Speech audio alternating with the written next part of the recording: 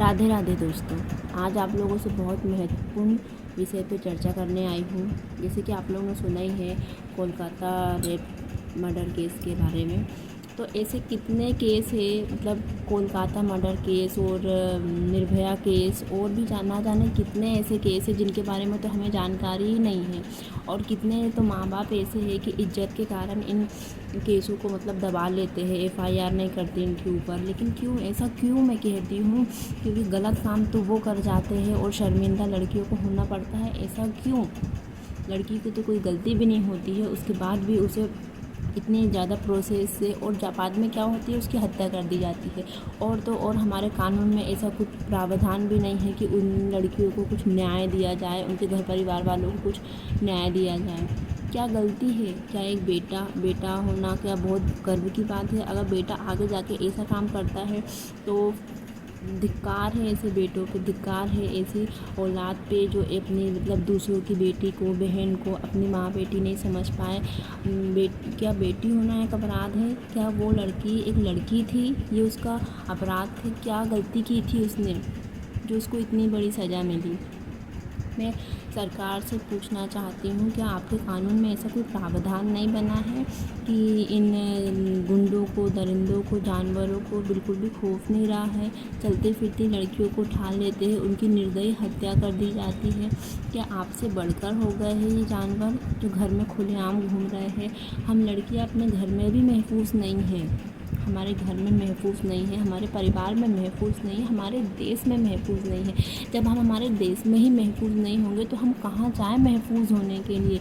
इस भारत में दूसरे देश से आके लोग शरणार्थी बनते हैं, महफूज रहते हैं, लेकिन हम अपने ही देश में महफूज नहीं रह पा रहे हैं, तो हम कहाँ जाएँ महफूज होने के लिए?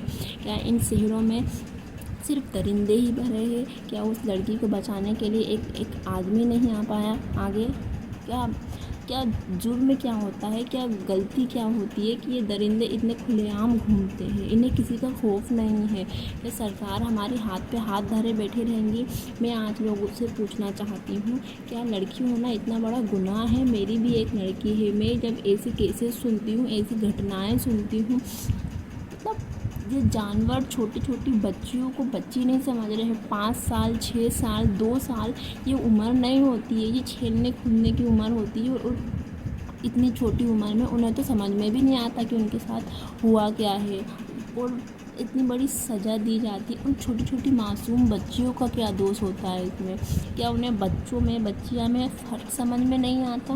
क्या ये पूरा देश एक वहशी जानवर बन चुका है? क्यों महफूज नहीं है लड़कियाँ? आखिर कब तक और कब तक ऐसे ही डर डर के हमारी लड़कियाँ, हम क्या घर से बाहर नहीं भेजे उन्हें?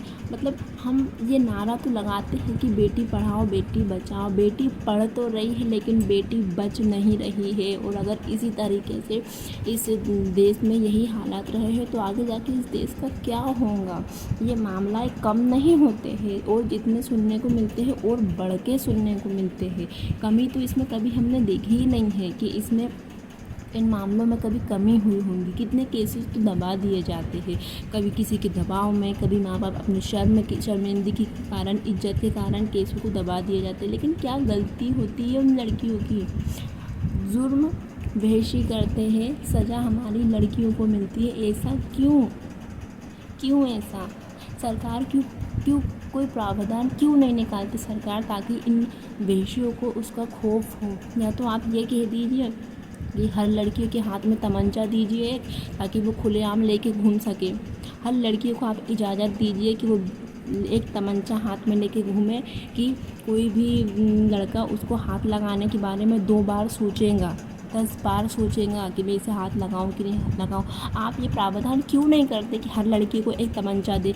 आप जब 10वीं में पास होती है, 12वीं में पास आती हो, आप 25,000 रुपये देते हैं, लैपटॉप देते हो। मैं कहती हूँ आप 25,000 मत दीजिए, आप लैपटॉप मत दीजिए, लेकिन हर लड़की को एक तमंचा हाथ में रखने की अनुमति दीजिए, ताकि वो अपने सेल्फ डिफेंस में अपनी इज्जत के खातिर उस तमंचे को चला सके और बिना झिझक के चला सके। क्या मैं इस तमंचे के चलाने के बारे में सोचूं? नहीं सोचूं? वैसी दरिंदे क्यों आपके काबू में नहीं आते हैं। आप हमें पैसे नहीं चाहिए, हमें मुआवजा नहीं चाहिए, आप बस ऐसा प्रावधान निकालिए कि ये वहशी दरिंदे थोड़े से काबू में आएँ और लड़कियों को एक एक तमंचा हाथ में दीजिए, ताकि ये जब घर से बाहर निकले तो पूरे साहस के साथ, बिना किसी के डर के साथ और बिना किसी जानवर के डर के साथ निकले, ताकि कोई जानवर उसे हाथ लगाने से पहले 10 बार सोचे कि मैं इसे हाथ लगाऊं या ना लगाऊं। और यही आपसे अगर नहीं होता है तो आप ऐसा कोई कानून निकालिए ताकि हमारी बेटियां, हमारी बहन खुलेआम बिना किसी डर के रह सके। हम कब तक अपने ही घर में, अपने ही देश में घुट-घुट के जिए, और क्यों जिए? हमें इस देश में घुट-घुट के, ये जितना सबका देश है उतना हमारा भी हक है इस देश में खुलेआम रहने का। अगर आप लोगों को वीडियो अच्छी लगी हो तो प्लीज़ ज़्यादा से ज़्यादा इस वीडियो को शेयर कीजिए। बस कुछ प्रावधान निकालिए हमारी बेटियों के लिए, हमारी बहनों के लिए। इस देश में बहुत गलत हो रहा है, बहुत ही गलत हो रहा है, और ये थमने का नाम नहीं ले रहा है। अगर आप लोगों को वीडियो पसंद आई हो तो प्लीज़ इस वीडियो को ज़्यादा से ज़्यादा शेयर कीजिए और लाइक कीजिए। Thank you so much. सोचिएगा ज़रूर इस बारे में। आपके घर में भी अपनी बहन है, बेटी है, प्लीज़ उनके बारे में एक बार सोचिएगा कि आज वो लड़की थी, ऐसा तो नहीं कि कल हमारी बच्ची होगी। हम क्यों अपनी बच्चियों को डर डर के घर में महफूज रखें? क्यों उन्हें हम दबा के रखें? क्यों ये बेटे खुलेआम घूमते हो और हम अपनी बेटियों को घर में छुपा के रखें? क्यों? Thank you.